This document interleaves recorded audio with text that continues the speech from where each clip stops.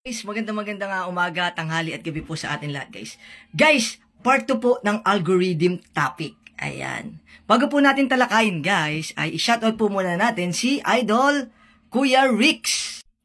Ayan. Sabi po ni Kuya Rix, ayan, ay mga peps, legit po talaga mga tips ni Idol Ken J. Isa po ako sa patunay na umangat po sa kanya. Nagsimula po ako na mayroon lang 1,095 friends. Pero ngayon, malapit na, ayan, hindi na natin masabi, pero malapit na akong mag 6,000. Yan po yung sabi niya dyan. Ayan. Tinan niyo po siya ngayon, guys. Tinan niyo po siya ngayon, guys. Guys, yan na po ngayon si Kuya Rix. Ayan. Can you imagine that guys? 1,000 guys, malapit na siya mag 6,000. So, papaano po ba yun, guys? So, later on, sabihin ko sa inyo kung papaano. Pero sa ngayon, guys, back to topic tayo, algorithm part 2 topic. Ayan.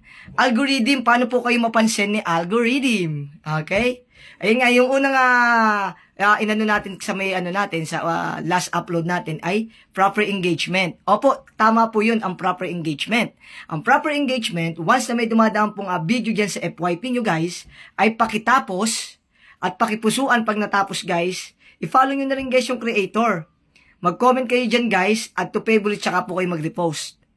Ayan. Eto naman ngayon, guys, yung yung idadagdag ko, guys, para sa algorithm part 2 natin na topic. Para po mapansin kayo lalo ni algorithm, dyan sa comment section, guys, mag-comment kayo dyan ng patanong para humaba ang conversation. Kapag ginawa nyo yun, guys, gagawin din po yan sa inyo sa inyong mga content.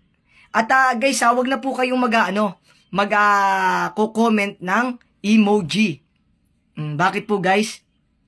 Kasi pag emoji ang inyong kinoment, parang close na kaagad yung conversation nyo. So parang mai-spam na siya.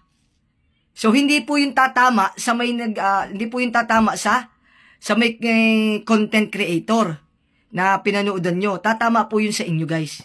Kung mapapansin nyo, guys, lahat ng mga nag-emoji na comment, guys, pansinin nyo po yung mga viewers nyo. Kung mataas po ang mga viewers nyo. Pansinin nyo lang, guys. Panigurado yan, guys, mababa. O, di ba? Okay. Yan po ang tip natin yan po yung tip natin sa algorithm topic part 2. Okay? Sa susunod po uli, guys, magkakalap uli ako ng magre-research uli ako para po masabi ko po sa inyo lahat, guys. At guys, huwag niyo na rin kalimutan pumunta sa aking live streaming, guys, ha. Nagla-live po ako 6:30 ng gabi. Oo. Actually, meron din po akong umaga na live, kaya lang hindi po muna ako nakakapag-live ng umaga, 4:30 ng umaga. 6:30 po muna kasi kailangan ko po magpalakas ng katawan. Ayan. Sige mga peps, at salamat din sa pakikinig. Sana tapusin yung video na to, guys, ha. Paki-follow niyo na rin ako, guys, pusuan. Mag-comment sa comment section at to favorite tsaka i-repost yung ating video. Salamat sa inyo, guys. Sana makatulong po ako sa inyo, guys. Thank you so much.